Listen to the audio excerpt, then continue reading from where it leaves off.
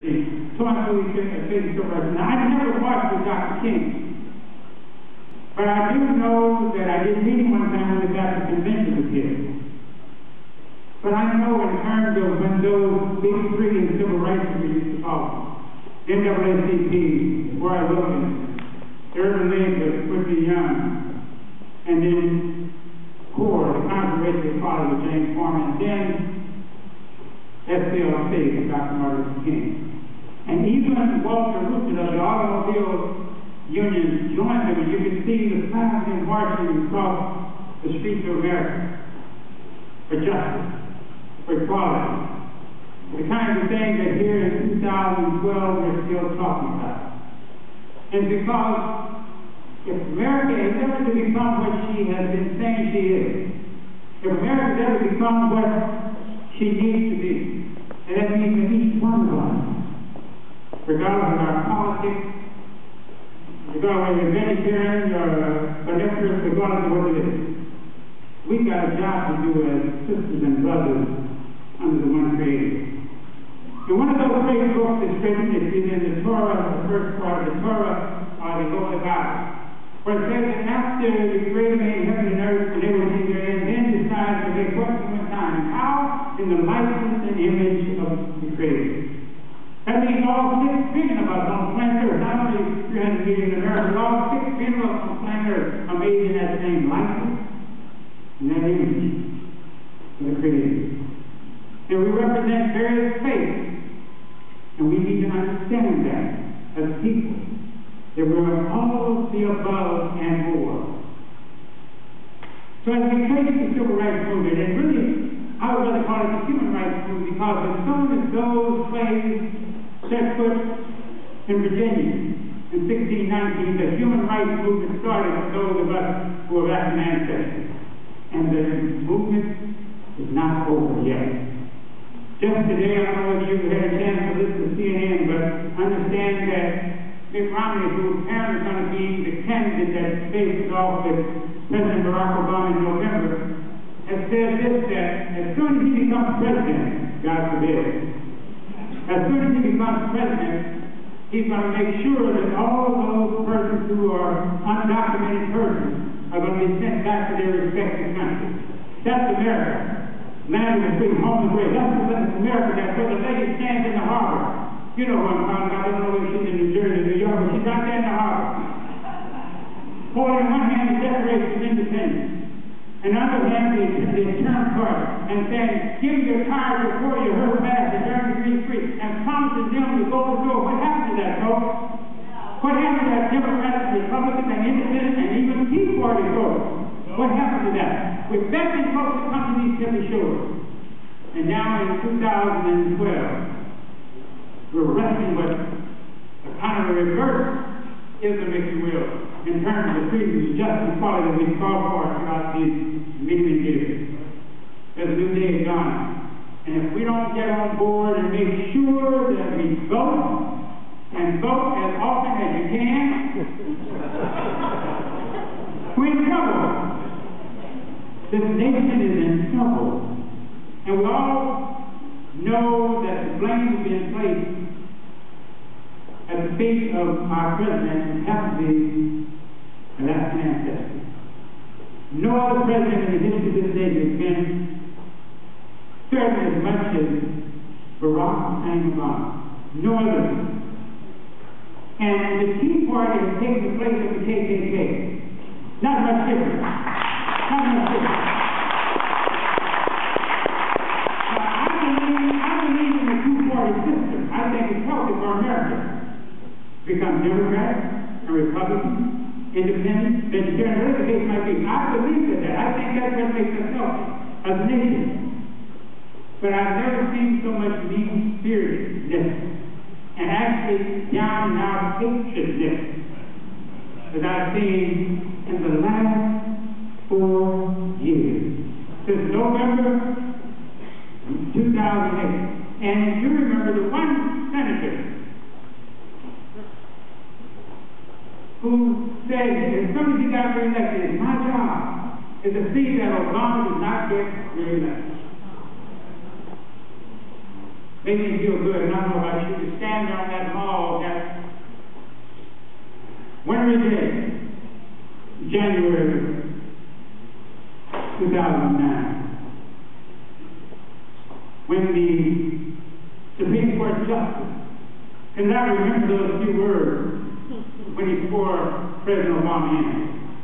President Obama was trying to be helpful, but he still didn't get it right. In fact, he had to come back the next day at the lunch to do it just in case somebody called back. But do you realize that the Bible that Barack Obama was sworn in on was the same Bible that Abraham Lincoln was sworn in on? And Robert E. Kennedy, who was the Chief Justice at that time, who's the one said that black men have no respect that white folks need. Black men have no right that white folks need respect. And maybe that's why the Chief Justice's tongue got tied 100 years later, when Barack Hussein Obama was sworn in as President of the United States. My brothers and sisters, this ain't pleasant. This is real. And if we don't continue to band together as a people and really look to the future, not only in terms of our children, but the future of this nation.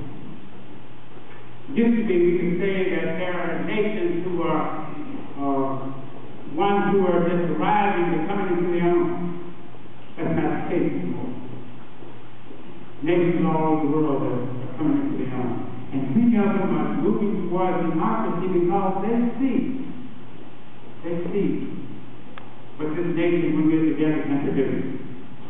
But I share with you in all seriousness, if we as people, of all races and ethnicities and faiths and sizes and colors and genders and those who are, that we honor and must honor as children of God, sexual orientation, we're all in this together. But they put me on once said in a speech, he said, we might have come here on different ships, but we're in the same boat now. Yes, today we're in the same boat now. And it's time that after these events of January, the celebration of the life and legacy of Dr. King, if we leave this place this day and go back and do business as usual, there's something wrong with us. It's all right to give speeches and pray and sing and shout and all that. That's great.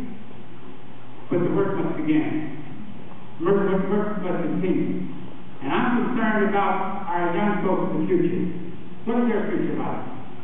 So we're wondering, why is it that it's so warm here on the 16th of January 2012? Something called global warming that nobody wants to confront. And particularly those who don't believe in those kind of things that happen when God, the Creator, set earth into motion, step back and take it on your own. And the Creator did the same thing with us. We're on our own. Freedom of will. And the challenge of question becomes, will we take advantage of that moment together? That freedom of will together. Let me close with just an outline. Before that, I want to remind us of something that the great writers wrote in that Declaration of Independence. You remember when I was in the fourth grade, we had to stand before the class. The boys put their hands behind the girls in front. Fourth grade, we hold these truths to be self-evident.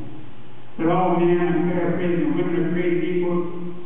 Endowed with their created with certain equal rights, and one of these are what? Life, liberty, and the pursuit of happiness. 2012, where is the life? Liberty, pursuit of happiness. 2012, there are those who want to deprive us of what is that good God that has always stand of life, liberty, and the right to pursue happiness. That's our challenge. Some 40+ years ago,